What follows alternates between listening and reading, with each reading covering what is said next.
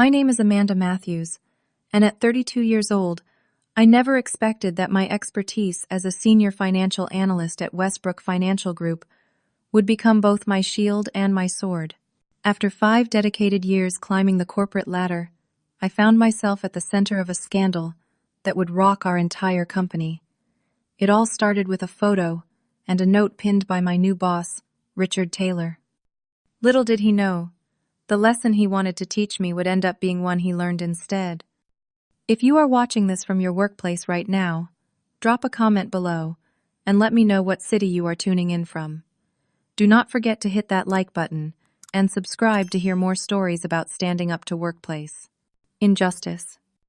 My journey at Westbrook Financial Group began shortly after I completed my MBA from Northwestern University. The recruitment process had been rigorous. 3 rounds of interviews, a technical assessment, and a final meeting with the department head had all been part of the gauntlet I ran to secure my position as a junior analyst. Westbrook was not just any financial firm. It was a prestigious institution managing billions in investments for clients, ranging from wealthy individuals to massive pension funds. Getting my foot in the door had been a major accomplishment. I still remember my first day, walking through the gleaming glass doors of the 40-story building in downtown Chicago, my heels clicking against the marble floor of the lobby. The security guard had smiled as he handed me my temporary badge, and I had felt a mixture of nervousness and excitement bubbling in my stomach. This was the beginning of something big, I had thought. I had no idea how right I would be, but for reasons I could never have anticipated. During my first 5 years at Westbrook, I had proven myself time and again. My analytical skills and attention to detail had earned me 2 promotions, taking me from junior analyst to my current role as a senior financial analyst. The hours were long, often stretching well into the evening, but the work was rewarding. I found satisfaction in detecting patterns in financial data that others missed, in making connections that could save clients money or increase their returns. The company culture had been demanding but fair under my previous boss, Jonathan Willis.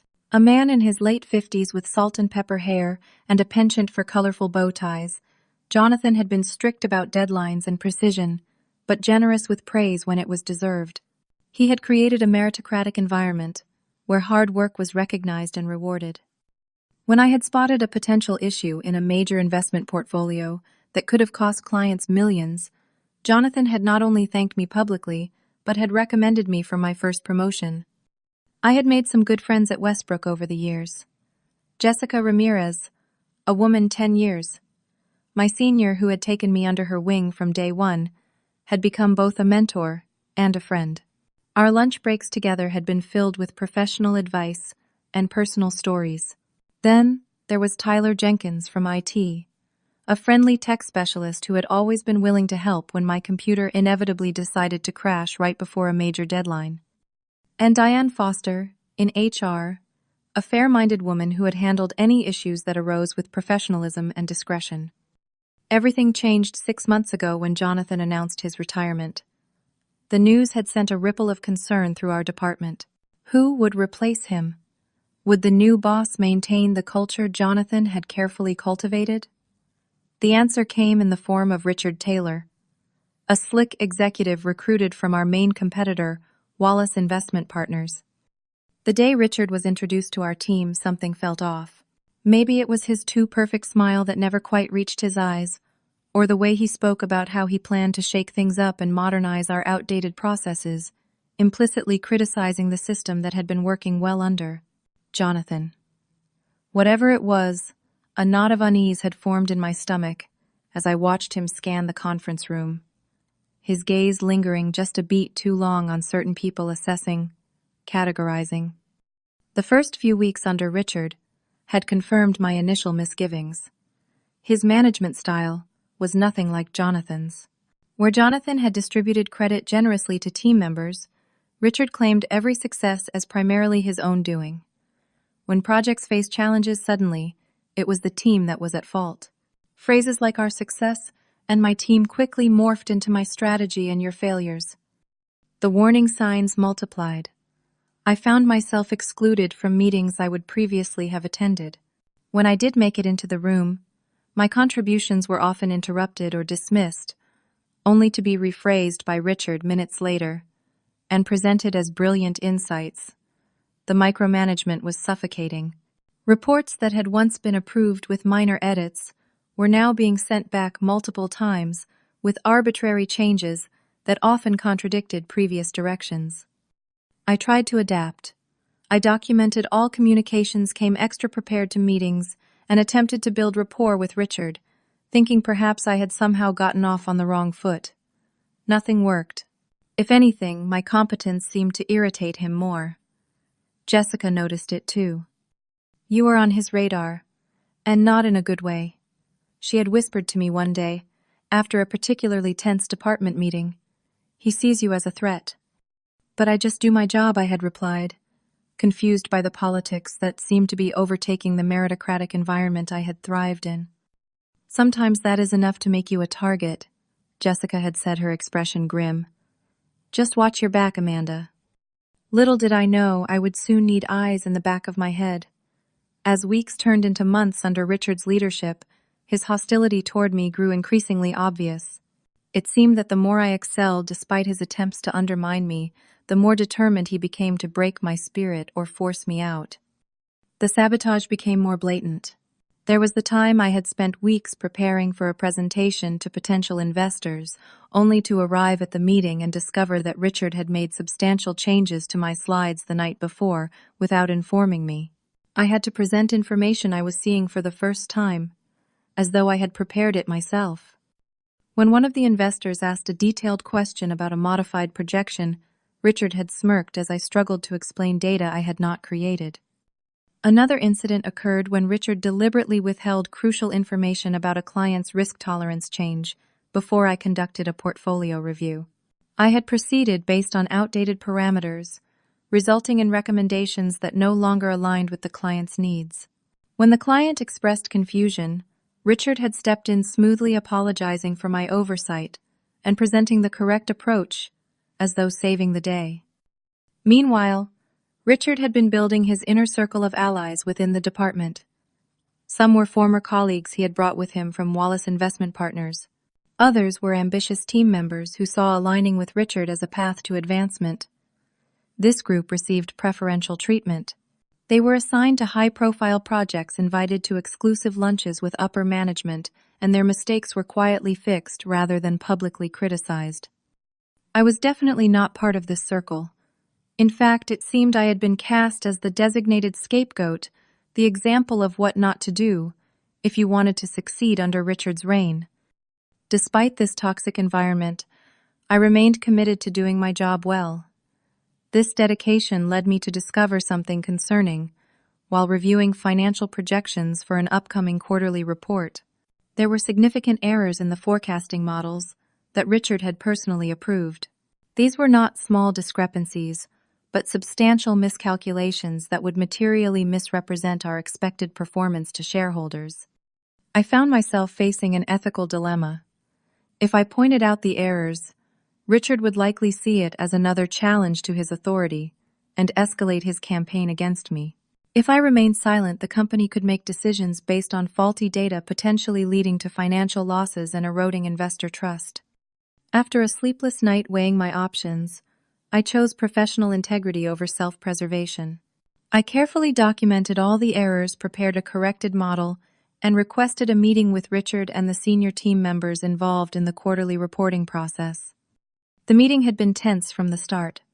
Richard sat at the head of the conference table, his expression cool, as I distributed printed copies of my findings. I noticed some inconsistencies in our projections. For next quarter, I began keeping my tone neutral and professional. I have prepared a revised model that I believe more accurately reflects our expected performance. Richard's jaw had tightened as I walked everyone through the errors and my corrections.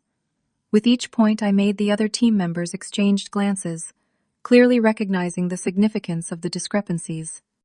These errors would have led us to overstate our projected earnings by nearly 20%, I concluded.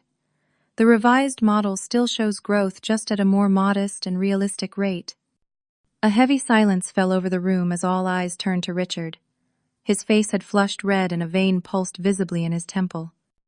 Well, he had finally said, his voice strained with barely contained anger.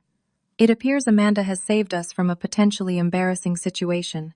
Of course, if she had brought these concerns directly to me first, we could have addressed them privately. The implication was clear. I had publicly humiliated him by exposing his mistakes in front of the team. The fact that I had actually emailed him my concerns 2 days prior and received no response was conveniently ignored. The meeting concluded with Richard grudgingly instructing the team to implement my corrections. As everyone filed out, he had asked me to stay behind. Once we were alone, his artificial smile disappeared entirely. "That was quite a performance, Amanda," he had said, his voice low and threatening. "But you should understand something. In this department, chain of command matters. Public surprises like that are not how we do things." "I only wanted to ensure the accuracy of our reporting," I had replied evenly. Richard had leaned forward, placing both hands on the table. "You know, some people need to learn their place in an organization, how the game is really played." His smile returned then, but it was cold and did not reach his eyes. "This is not just about being right, it is about being smart. I hope you are smart, Amanda." The threat was unmistakable. As I left his office, a chill ran down my spine. I immediately sought out Jessica in the break room, needing to confide in someone I trusted. "He basically threatened me, Jessica," I had whispered, my hands shaking slightly as I poured coffee into my mug. Jessica had glanced around to ensure no one was within earshot. "Richard does not like to lose face. And you just showed up his work in front of half the senior team." "I just did my job. The projections were wrong." "I know," Jessica had sighed, "and you were right to fix them. But be careful now. Richard has a reputation from his previous company. People who crossed him tended to find themselves sidelined or eventually pushed out." I had taken a deep breath, trying to calm my nerves. So what should I do? Document everything Jessica had advised. Every email, every report, every conversation. And maybe start updating your resume, just in case. I hate to say it, but Richard's had it out for you since day one, and now you have given him a reason to escalate. Little did I know just how quickly that escalation would come. The following Monday, I arrived at the office earlier than usual. I had spent the weekend preparing for a client meeting scheduled for that afternoon, determined to stay focused on my work, despite the growing tension with Richard. As I walked through the department, I noticed several colleagues glancing my way before quickly averting their eyes. A hushed conversation between 2 junior analysts abruptly ceased as I approached. Something was off. The atmosphere felt charged with an uncomfortable energy. When I greeted Stephanie, a friendly analyst who usually stopped to chat, she gave me a strained smile and hurried past with a mumbled "good morning." It was as if I had suddenly become radioactive. At my desk, I tried to focus on reviewing my notes for the client meeting, but the strange behavior of my colleagues kept distracting me. Finally, I noticed Lisa from accounting stopping by Jessica's desk. They spoke in hushed tones, with Lisa repeatedly glancing in my direction. After Lisa left, Jessica immediately made a beeline for my cubicle. "Have you been to the HR department this morning?" she asked. Without preamble, her expression concerned. "No, why would I?" I replied, a knot forming in my stomach. Jessica hesitated. "There is something you should see. Just do not react too strongly in public." "Okay." Now thoroughly alarmed, I followed Jessica to the elevator. As we rode up to the 14th floor where HR was located, she explained what she had heard. Apparently something involving me had been posted on the HR bulletin board, and it was causing quite a stir throughout the office. The HR department at Westbrook occupied a large open area with several offices around the perimeter. In the central space was a bulletin board, typically used for company announcements, benefit information, and occasionally birthday celebrations or retirement notices. As we entered, I immediately spotted a small cluster of people standing near the board, whispering among themselves. They dispersed quickly when they saw me approaching. And then I saw it. Pinned prominently to the center of the board was my company ID photo, the standard headshot, taken when I first joined Westbrook 5 years ago. Beneath it, written on a yellow sticky note in handwriting, I did not recognize, were the words, needs a lesson in respect and loyalty. I felt as though all the air had been sucked from the room. My photo publicly displayed like some kind of wanted poster with that demeaning note for everyone to see. Heat rushed to my face, a mixture of embarrassment and rage building inside me. "What is this?" I managed to ask, my voice barely above a whisper. Jessica put a hand on my arm, either in support or to prevent me from doing something rash. I was not sure.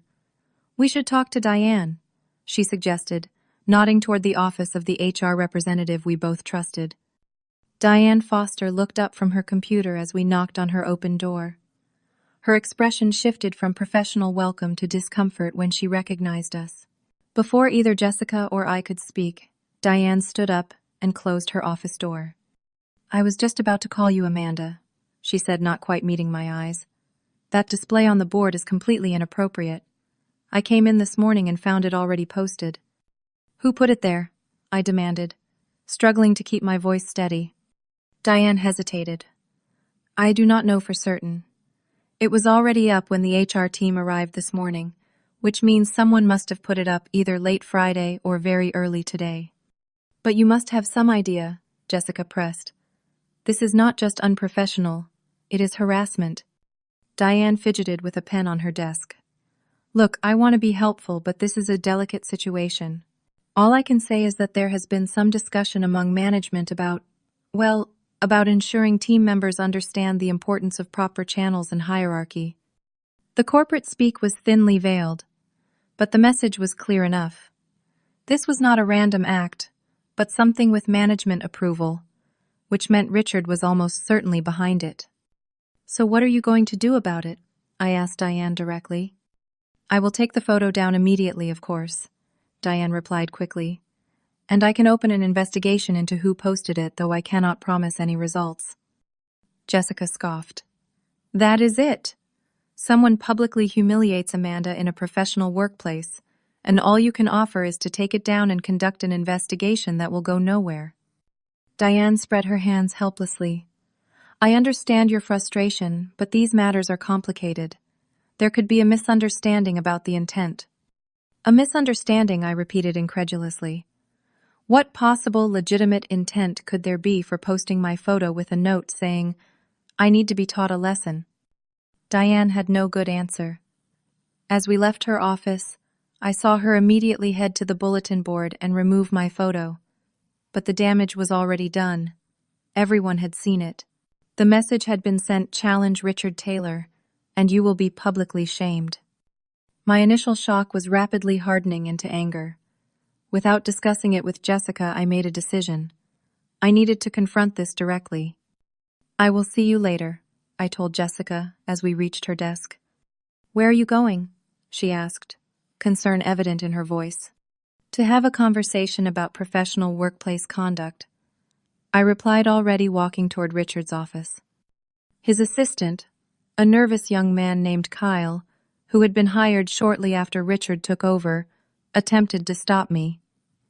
"Mr. Taylor is on a call," he began, but I walked past him. "He can call them back," I said firmly. Richard was indeed on the phone when I entered, but the conversation did not sound urgent. Something about golf tee times for the weekend. He looked up in surprise as I entered unannounced, then quickly ended his call. "Amanda," he said, leaning back in his leather chair with an expression of mild curiosity. "This is unexpected. We do not have a meeting scheduled, do we?" "We need to talk about the photo posted on the HR bulletin board," I stated, directly closing the door behind me. A flash of something satisfaction perhaps crossed his face, before he composed his features into a look of innocent confusion. "Photo? I am not sure what you mean." My company photo was pinned to the HR bulletin board with a note saying I need a lesson in respect and loyalty, I said, watching his reaction closely. "It is unprofessional, inappropriate, and potentially constitutes workplace harassment." Richard steepled his fingers, all pretense of confusion dropping away. "Sometimes, Amanda, public examples need to be made so that everyone understands the culture we are trying to build here." "So you admit you were behind it?" I asked, though it was hardly a question at this point. He shrugged. Let us just say I believe in clear communication. Your behavior last week ambushing me with those projection corrections in front of the team demonstrated a fundamental misunderstanding of how things work here now. I followed all proper protocols I countered. I emailed you my concerns 2 days before the meeting and received no response. Richard waved his hand dismissively. The point is, you are not adapting well to the new direction of this department. Perhaps Westbrook is no longer the right fit for your, shall we say, independent approach. The implication was crystal clear. My career at Westbrook was effectively over unless I was willing to abandon my professional ethics and become one of Richard's yes people. The thought made my stomach turn. I see was all I said. Richard must have interpreted my brief response as defeat, because a smug smile spread across his face. I am glad we understand each other now. Sometimes these little object lessons are necessary. No hard feelings, I hope. I did not dignify that with a response.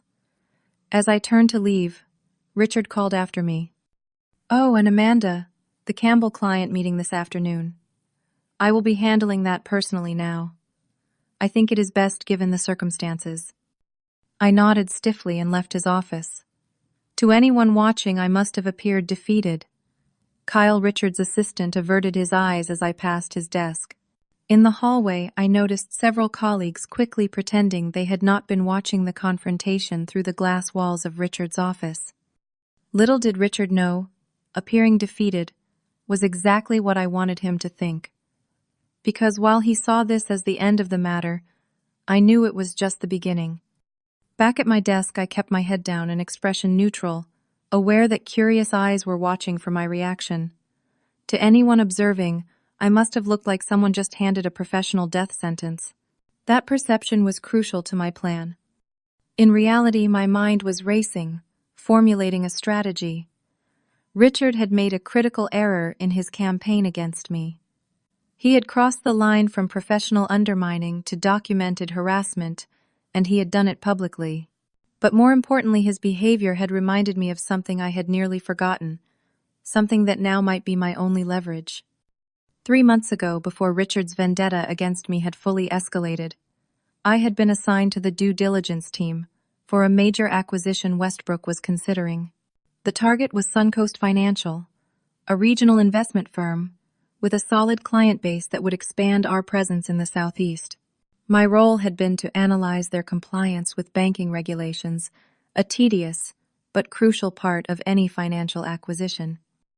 During my investigation, I had discovered some concerning irregularities in Suncoast's adherence to federal banking regulations. Nothing criminal, but definitely in the gray area, with potential for significant fines if regulatory bodies took a close look. I had documented these issues thoroughly in my report, including specific transactions that raised red flags. When I submitted my findings, Richard had been dismissive. The issues I identified were, in his words, minor technicalities that would not impact the overall acquisition value. He instructed me to revise my report, downplaying the compliance concerns. When I had expressed hesitation, he reminded me sharply that the acquisition was a top priority for the board. At the time, I had reluctantly made the revisions as instructed, but I had saved all my original documentation and notes, along with Richard's emails directing the changes. It was standard practice for me to keep thorough records, but I had been particularly careful with this project, uncomfortable with the direction I had been given. Now that documentation might be my salvation. I opened my computer and began organizing my evidence. First, I pulled together all emails from Richard regarding the Suncoast acquisition, particularly those instructing me to downplay compliance issues. Then I collected my original analysis, showing the regulatory red flags, along with supporting documentation. I added notes from meetings where these issues were discussed, including dates, times, and attendees. Next, I gathered evidence of Richard's harassment. I wrote a detailed account of the photo incident, while it was fresh in my mind, noting everyone who might have witnessed it. I added screenshots of emails, showing my attempt to address the projection errors through proper channels before the team meeting. I even had a photograph Jessica had discreetly taken of my picture on the HR bulletin board before it was removed. As I worked, I considered my options carefully. I could go to HR, but Diane's lukewarm response earlier suggested I would find little support there. Richard's relationship with the department head, Alexander Wright, appeared strong, so that route seemed equally unpromising. There was one person at Westbrook who might be willing to listen, someone known for her uncompromising stance on ethical issues and regulatory compliance. Eleanor Blackwell, the company's chief financial officer, had built her reputation on running a tight ship, financially and ethically. She had started her career at the Securities and Exchange Commission before moving to the private sector, and she brought that regulatory mindset with her. Office rumors suggested she and Richard had clashed several times already over his aggressive growth strategies. It was a risk. Eleanor was high up in the company hierarchy, and approaching her directly about a departmental issue could be seen as circumventing proper channels, exactly what Richard had accused me of doing. But given the nature of the issues involved, particularly the potential regulatory violations, I felt the risk was justified. I composed a carefully worded email to Eleanor, requesting an urgent meeting regarding concerning findings from the Suncoast due diligence that I believed posed significant regulatory and reputational risks to Westbrook. I made no mention of Richard or the harassment, focusing solely on the compliance issues that would be squarely within her purview. After reading the email 3 times to ensure it struck the right tone, I hit send. Then I gathered my documentation into a secure folder and backed it up to my personal cloud storage just in case. A response from Eleanor came faster than I expected. She would see me in 30 minutes in her office on the executive floor. My heart raced as I read her brief reply. This was happening. I spent the next 20 minutes refining my presentation of the issues, ensuring I could explain the technical compliance matters clearly and concisely. 5 minutes before the meeting, I packed up my laptop and notes. As I prepared to leave for the executive floor, I noticed Richard and his inner circle heading out, presumably for their regular Friday lunch, at the expensive steakhouse down the street. Richard caught my eye as they passed, and I made sure to avert my gaze quickly as if cowed. He smirked and said something to the group that caused them to laugh as they continued toward the elevator. Perfect timing. Richard would be gone for at least 90 minutes, giving me plenty of time to meet with Eleanor without his knowledge. Just as I stood to leave, Jessica approached my desk. "You okay?" she asked quietly. "I heard about the confrontation with Richard." "I am fine," I assured her, surprised at how calm I actually felt now that I had a plan. "Just going to take a short break, clear my head." Jessica looked concerned but nodded. "Want company?" "I need a few minutes alone, but thanks," I replied, appreciating her offer. "I will find you when I get back." As I walked through the department, I maintained the appearance of someone taking a dejected break after a professional setback. Several colleagues gave me sympathetic glances, but quickly looked away when I noticed them. The office grapevine had clearly been busy. Once in the elevator, I pressed the button for the executive floor, taking deep breaths to center myself. This meeting could determine not just my future at Westbrook, but potentially the company's regulatory standing as well. I needed to be composed, professional, and absolutely clear about the facts. The executive floor was a different world from our department. Plush carpeting replaced the standard commercial flooring. The lighting was softer, coming from elegant fixtures rather than fluorescent panels. Instead of cubicles, this floor featured wide hallways, leading to spacious offices with actual doors. Eleanor Blackwell's assistant, a polished woman in her 40s, greeted me with professional courtesy. "Miss Blackwell is expecting you," she said, leading me to a corner office with floor-to-ceiling windows overlooking the Chicago skyline. Eleanor herself was an imposing presence. In her late 50s, with short silver hair and piercing blue eyes, she exuded competence and authority. She stood as I entered, extending her hand for a firm handshake. "Amanda Matthews," she said, gesturing for me to take a seat across from her desk. "Your email suggested some urgent concerns about Suncoast. I must admit I was surprised to hear from you directly rather than through Richard or Alexander." "I apologize for the unconventional approach, Miss Blackwell," I began. "But after careful consideration, I felt these issues warranted your immediate attention." She regarded me thoughtfully for a moment. Very well. What have you found that is so concerning? Taking a deep breath, I opened my laptop and began my presentation. For the next 20 minutes, I walked Eleanor through my original findings regarding Suncoast's questionable compliance practices, the documentation supporting my concerns, and the potential regulatory implications. I then reluctantly explained how I had been directed to downplay these issues in my final report, showing her the original and revised versions side by side. As I spoke, Eleanor's expression grew increasingly grave. She interrupted occasionally with sharp, insightful questions that demonstrated her deep understanding of regulatory matters. When I finished my explanation of the compliance issues, she leaned back in her chair, her expression unreadable. "This is indeed concerning, Amanda," she said finally. "But I sense there is more to this story than just the Suncoast compliance matters. Why bring this to me now, months after the due diligence was completed?" It was the opening I needed. Carefully, I explained the growing pattern of hostile behavior from Richard, culminating in the photo incident earlier that day. I presented the evidence I had collected, including Jessica's photograph of the bulletin board. Eleanor listened without interruption, her face darkening as I recounted the events. When I finished, she was silent for several long moments. "Let me be sure I understand the situation," she said at last. "You identified legitimate compliance concerns during the Suncoast due diligence. You were instructed to downplay these issues in your official report. When you recently challenged other errors in financial projections, you became the target of what appears to be workplace harassment by your department head. Is that an accurate summary?" "Yes, Miss Blackwell," I confirmed. She nodded once decisively. "Thank you for bringing this to my attention, Amanda. I will need copies of all the documentation you have shown me today." I provided her with digital copies of everything along with my contact information. "What happens now?" I asked. Eleanor fixed me with a direct gaze. "Now I suggest you return to your desk and continue your work as normal. Say nothing about this meeting to anyone. I will handle the matter from here." As I stood to leave, she added, "And Amanda, it took courage to come forward with this information. That is noted and appreciated."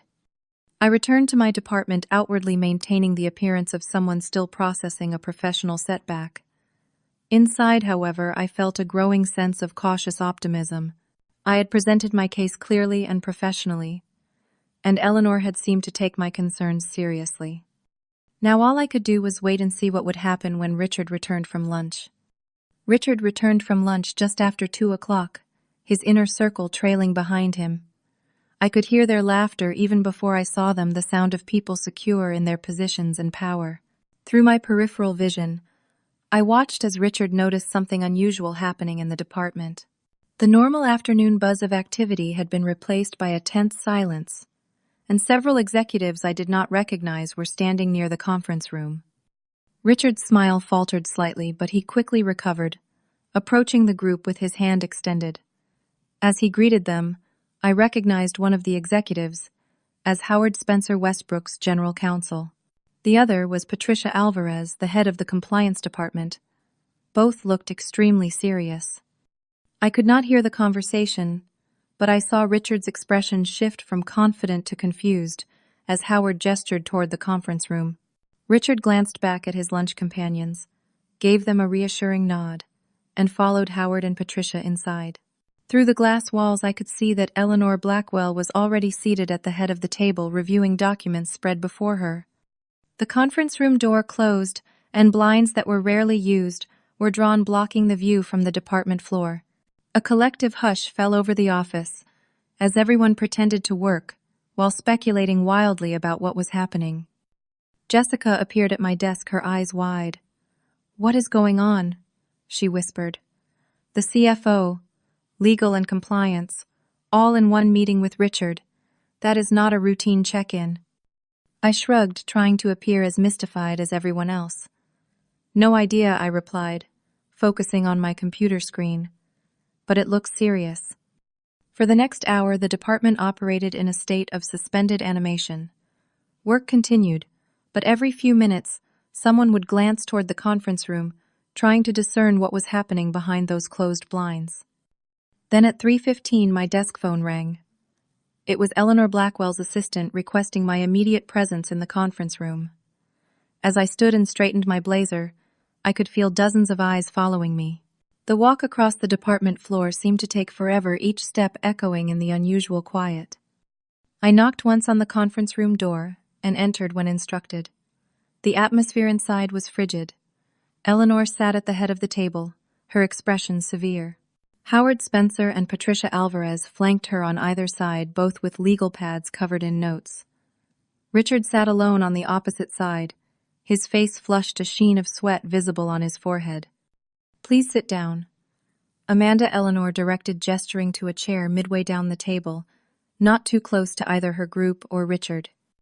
As I took my seat, Richard shot me a venomous glance before quickly composing his features into a neutral expression. Eleanor did not waste time on pleasantries. "Miss Matthews, we have been discussing some serious concerns regarding the Suncoast acquisition due diligence and certain workplace incidents that have recently occurred. Mr. Taylor has given us his perspective on these matters. We would like to hear directly from you on several points." What followed was a methodical questioning session. Howard asked me to recount exactly what I had found during the Suncoast due diligence, while Patricia probed the specific regulatory issues I had identified. I answered each question clearly and precisely, referencing the documentation I had provided earlier. Throughout this exchange, Richard remained uncharacteristically silent, his jaw clenched tight. When the questions turned to the incidents of harassment, including the photo on the bulletin board, he shifted uncomfortably in his seat. "Mr. Taylor has characterized the photo incident as a motivational technique, a way to encourage stronger team communication." Eleanor stated her tone, making it clear what she thought of this explanation. "Would you care to respond to that characterization?" "With respect, I cannot see how publicly posting someone's photograph with a note stating they need a lesson could be considered motivational in any professional context," I replied evenly. "I experienced it as humiliating and threatening, particularly following Mr. Taylor's comment that some people need to learn their place." Richard leaned forward, his composure finally breaking. "This is absurd," he exploded. "She is manipulating the situation to cover for her own insubordination. I was trying to build a cohesive team, and she repeatedly undermined my authority." Eleanor fixed Richard with an icy stare until he fell silent. "Mr. Taylor, you have had your opportunity to explain your actions. Right now we are hearing from Miss Matthews." Turning back to me, Eleanor continued with her questions. When we had covered all the issues I had raised in our earlier meeting, she thanked me and asked if I had anything to add. "Only that everything I have shared is thoroughly documented," I said. "I have always strived to maintain the highest professional and ethical standards in my work at Westbrook, even when doing so was difficult." Eleanor nodded. "Thank you, Miss Matthews. That will be all for now. Please return to your desk and continue with your regular duties." As I stood to leave, Richard spoke again, his voice tight with barely controlled anger. "This is not over. You have no idea what you've done." Before I could respond, Howard Spencer interjected sharply. "Mr. Taylor, I strongly advise you to refrain from making any statements that could be construed as threatening." Richard's mouth snapped shut, but his eyes burned with fury as I exited the conference room. Back at my desk, I tried to focus on work, but it was nearly impossible. The department had erupted into hushed conversations as soon as I returned, everyone speculating about what was happening. I kept my head down, avoiding eye contact, unwilling to feed the rumor mill. 20 minutes later, the conference room door opened. Richard emerged first, his face a mask of controlled rage. Without acknowledging anyone, he strode directly to his office, closed the door, and immediately closed the blinds. Eleanor, Howard, and Patricia followed shortly after, their expressions giving nothing away as they headed toward the elevator. As the executive team disappeared, the tension in the department shifted from curiosity to anxiety. Richard's inner circle gathered in a tight huddle near the break room, casting frequent glances toward his office, and occasionally in my direction. Jessica appeared at my cubicle again. "Okay, you have to tell me what is happening," she whispered urgently. "I honestly can't right now," I replied quietly. "But I think things are going to change around here." Before Jessica could press further, my phone rang again. It was Eleanor's assistant requesting my presence in the CFO's office immediately. As I stood to leave, Jessica gave me a wide-eyed look that clearly said, "You better tell me everything later." The executive floor was quieter than before, the end of day approaching. Eleanor's assistant ushered me directly into the office without making me wait. This time Eleanor was alone, reviewing documents at her desk. "Please close the door and have a seat, Amanda," she said, looking up as I entered. I did as instructed, my heart pounding despite my outwardly calm demeanor. Eleanor came straight to the point. "Mr. Taylor has been placed on administrative leave, pending a full investigation into both the harassment issues and the Suncoast compliance concerns. We take both matters extremely seriously." Relief washed over me. I had been heard. The evidence had been compelling enough for immediate action. "Thank you, Miss Blackwell," I said sincerely. She held up a hand. "This is not a favor to you, Amanda. This is Westbrook protecting its regulatory standing and enforcing its workplace policies. The investigation will be thorough and objective. All parties will have the opportunity to present their case." "I understand," I nodded, appreciating her professionalism. That said, Eleanor continued, "Your documentation was meticulous, and your presentation of the issues was precise and professional. Those qualities are valued at Westbrook regardless of what you may have experienced recently in your department." She shuffled some papers on her desk. "For the immediate future, you will report directly to me. I would like you to work with the compliance team on a comprehensive review of the Suncoast acquisition. Your familiarity with the issues will be valuable." "I am happy to help in any way I can," I replied, surprised but pleased by this development. Eleanor fixed me with a penetrating gaze. "I need absolute discretion from you, Amanda. No discussing the details of either investigation with colleagues. No speculation about outcomes. Is that clear?" "Completely clear," I assured her. She nodded once. "Very good. Patricia Alvarez will contact you tomorrow morning to begin the compliance review. That will be all for now." As I stood to leave, Eleanor added, "And Amanda, this took courage. Not everyone would have come forward, especially given the circumstances. I respect that. It was the closest thing to personal approval I would get from Eleanor Blackwell, and I valued it immensely." With a respectful nod, I left her office and headed back downstairs. News travels fast in corporate environments, and by the following morning, the entire company was buzzing with rumors about Richard Taylor's sudden administrative leave. As I walked through the lobby, I noticed people glancing my way, their expressions a mixture of curiosity and newfound respect. The atmosphere in our department had transformed overnight. Richard's inner circle looked shell-shocked, huddling together near the coffee machine, speaking in hushed tones that fell silent whenever anyone approached. Others seemed cautiously optimistic, as if a heavy weight had been lifted, but they were not quite sure if it was safe to celebrate yet. Jessica was waiting at my desk when I arrived. "Okay, spill," she demanded in a whisper. "Richard is on leave. You were in meetings with the CFO, and half the floor thinks you're either a hero or a traitor, depending on which side they're on." "I can't discuss the details," I replied quietly, "but I will tell you that I presented evidence of some concerning issues to Eleanor Blackwell, and the company is taking it seriously." Jessica studied my face for a moment, then broke into a wide smile. "I knew you were up to something when you left yesterday. You didn't just take it lying down." "I had documentation," I said simply. "Sometimes the best defense is just having your facts in order." Our conversation was interrupted by a call from Patricia Alvarez, asking me to join the compliance team in their conference room.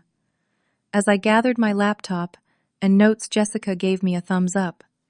"Go get him, Tiger," she whispered. The next few days were a whirlwind of activity. I worked closely with the compliance team, reviewing every aspect of the Suncoast acquisition. Patricia was a demanding but fair leader, pushing us to be thorough while remaining objective. My original concerns about regulatory compliance were validated by the team's more comprehensive review, which uncovered additional issues I hadn't even identified in my initial analysis.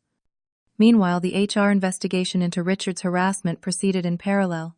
Diane Foster, the HR representative, who had seemed so hesitant before now, approached me with questions about other incidents I might have experienced or witnessed.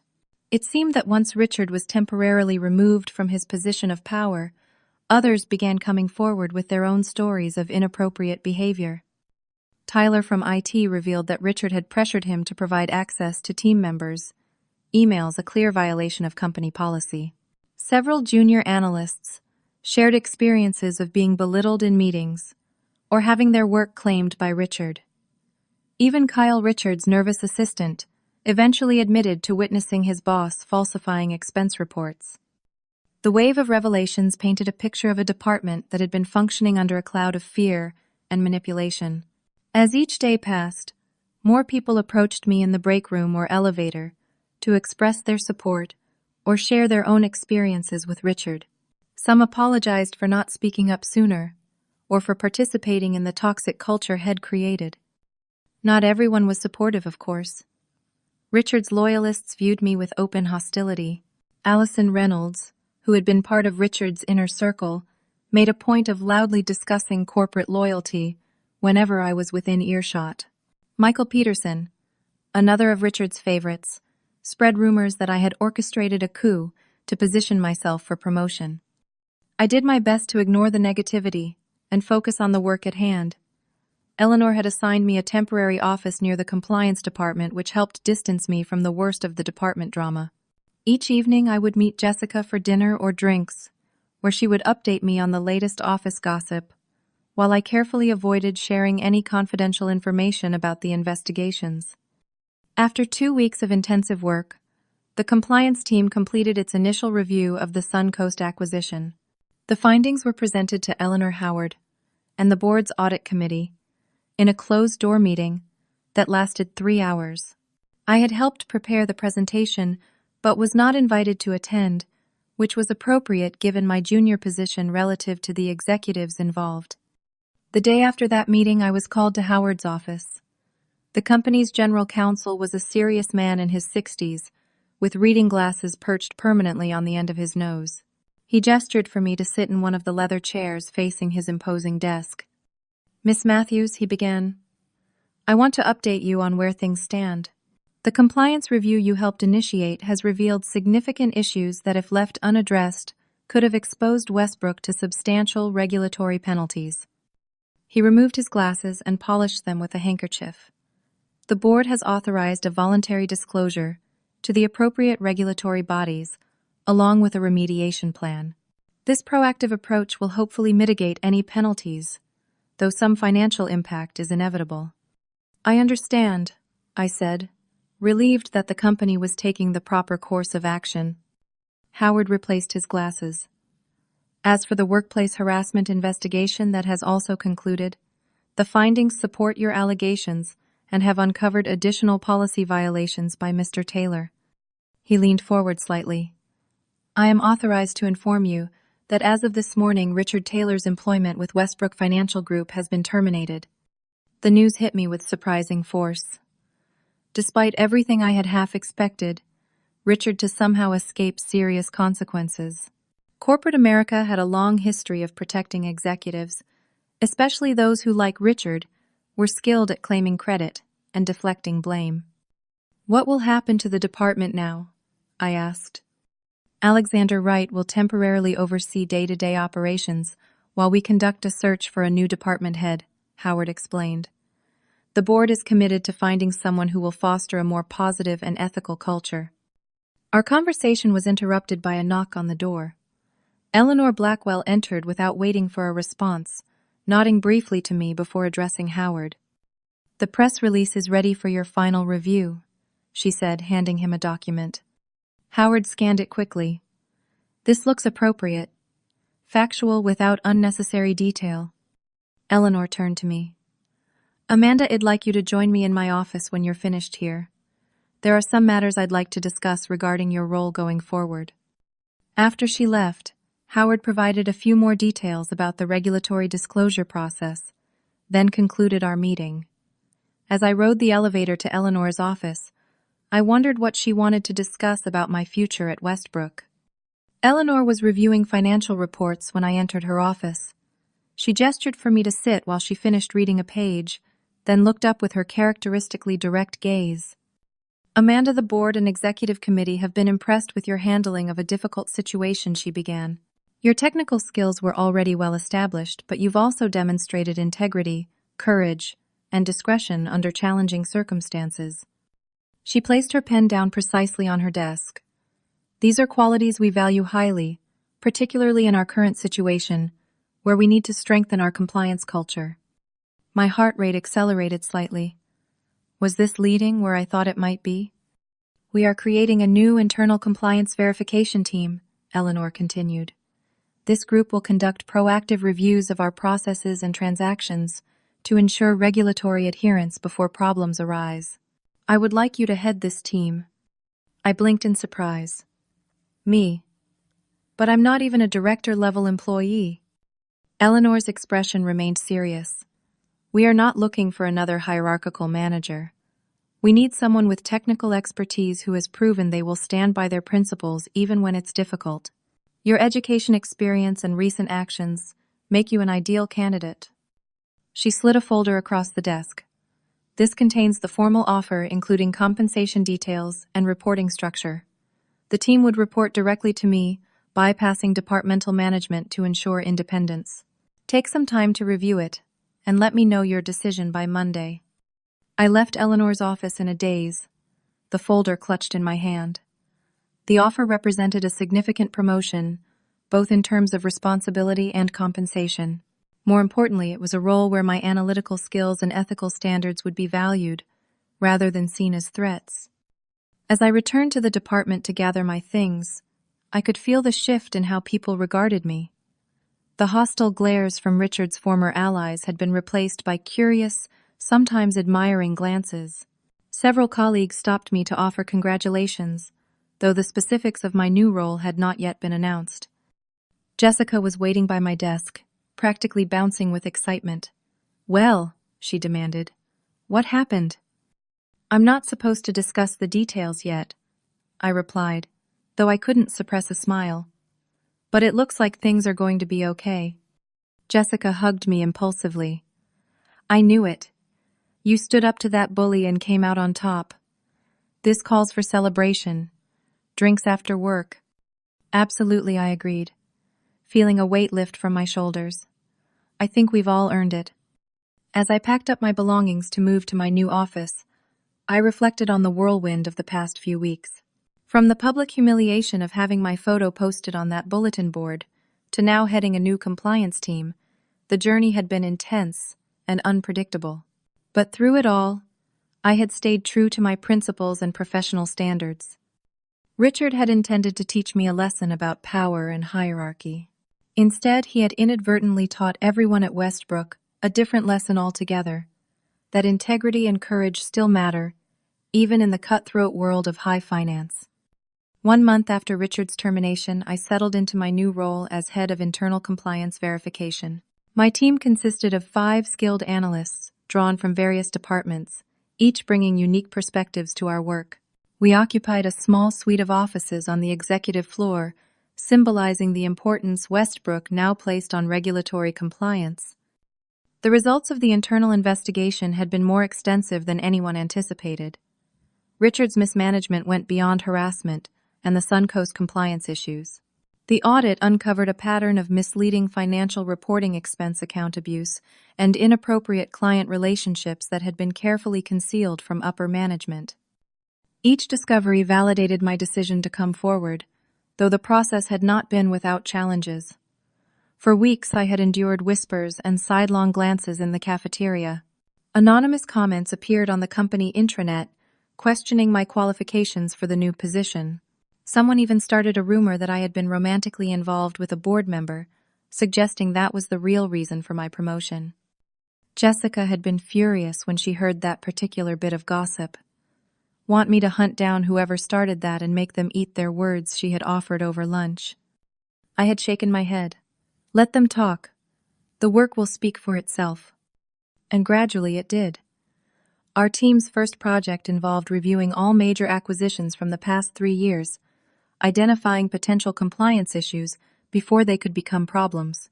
When we uncovered significant tax reporting errors in a previous acquisition that could have triggered an IRS audit, even the skeptics began to recognize the value of our work.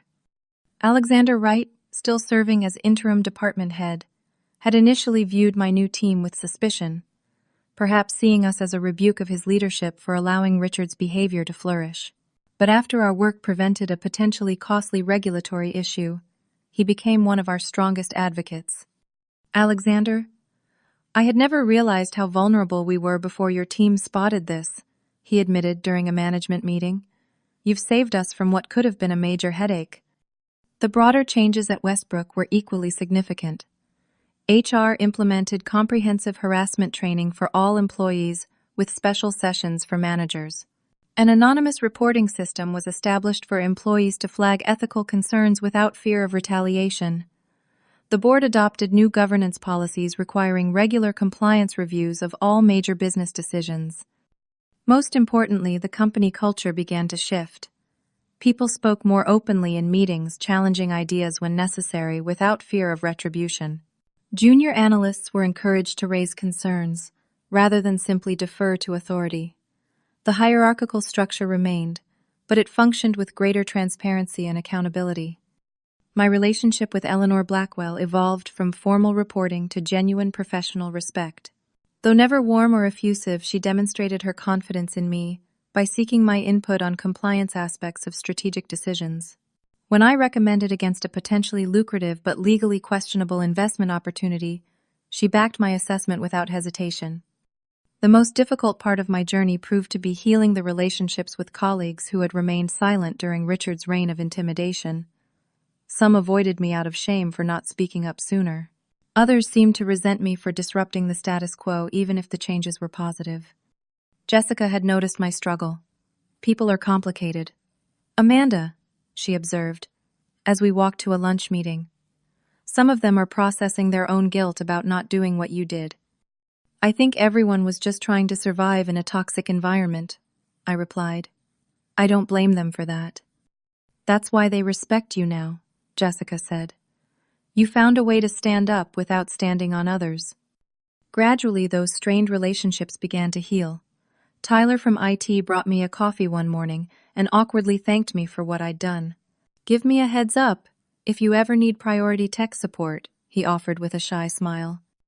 Diane from HR, who had been so hesitant to help with the photo incident, requested my input on strengthening the company's anti-harassment policies. I even managed to develop a cordial professional relationship with Kyle Richards' former assistant, who now supported Alexander and seemed relieved to work in a less stressful environment. Not every relationship could be repaired, of course.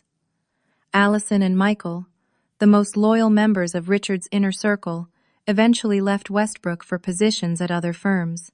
Before she departed, Allison stopped by my office. You won, she said, her tone somewhere between bitter and respectful. But Richard will land on his feet. Guys like him always do. This wasn't about winning or losing, I replied evenly. It was about doing the right thing. She had given me a skeptical look before walking away. Perhaps from her perspective, corporate life was only about power dynamics and personal advancement. I hoped she would eventually find a workplace that helped her see beyond that limited view. As for Richard himself, I heard through industry contacts that he was struggling to find a position comparable to what he'd held at Westbrook. The financial world can be surprisingly small, and word of his ethics violations had spread. Last I heard, he had taken a significantly lower-level position at a small firm in another state. 6 months after the photo incident, Westbrook announced the appointment of a permanent head for our department. To everyone's surprise, the company promoted from within, selecting Jessica for the role. Her combination of technical expertise, institutional knowledge, and people skills made her an ideal choice to rebuild the department's culture. I will expect your compliance team to be extra tough on my department, she joked when she told me the news. No special treatment for old friends. Not a chance, I promised with a smile. But I know we won't find many issues. You'll run a tight ship. On the anniversary of my promotion to head the compliance team, Eleanor invited me to lunch, something unprecedented in our professional relationship. We sat in an upscale restaurant near the office, reviewing the past year's accomplishments. The board is very pleased with the changes your team has implemented, Eleanor noted, as we waited for our meals. Regulatory risk is down significantly, and we've avoided several potential issues that could have resulted in substantial penalties. I'm glad the work is proving valuable, I replied. It feels good to catch problems before they become crises. Eleanor studied me thoughtfully. You know, Amanda, when you first came to my office with your concerns about Richard and Suncoast, I wasn't sure if you were a troublemaker or a whistleblower. I raised an eyebrow. And now I know you were neither, she said decisively. You were simply a professional, doing your job with integrity, even when it was difficult. That's rarer than it should be. Her words meant more to me than any formal recognition. Throughout my ordeal with Richard, I had sometimes questioned whether standing up for what was right would ultimately cost me my career. Instead, it had revealed my true professional value and helped transform the company culture for the better. As I reflect on everything that happened, I realize that Richard's attempt to teach me a lesson about power and hierarchy backfired spectacularly. Instead, he taught everyone at Westbrook a much more important lesson: that integrity, documentation, and moral courage matter, even in the competitive world of finance. The photo he posted to humiliate me became a symbol of everything wrong with his leadership style. And my response, though frightening at the time, demonstrated that standing up against bullying and ethical breaches can ultimately benefit everyone involved except the bully. For anyone facing workplace harassment or ethical dilemmas, I would offer this advice: document everything. Know your worth, and be strategic in how you address the situation. Sometimes the loudest response isn't the most effective. And remember that integrity is not just a personal virtue, but ultimately the best career strategy. Have you ever had to stand up against workplace bullying or unethical behavior? Share your experiences in the comments below. If my story helped you in any way, please like and subscribe for more real-life lessons from the corporate world. Remember, sometimes the most important lessons we learn are the ones we teach others by example. Thank you for listening, and I hope you find the courage to stand up for what's right in your own life and career.